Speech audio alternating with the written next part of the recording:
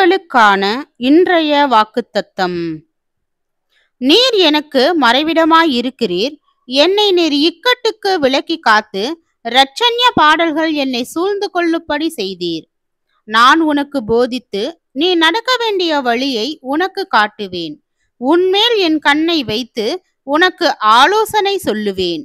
வாரினாலும் கடிவாளத்தினாலும் வாய் கட்டப்பட்டாலொழிய உன் கிட்ட சேராத புத்தியில்லாத குதிரையைப் போலவும் கோவேறு கழுதையைப் போலவும் இருக்க வேண்டாம். துன்மார்க்கனுக்கு அநேக வேதனைகள் உண்டு.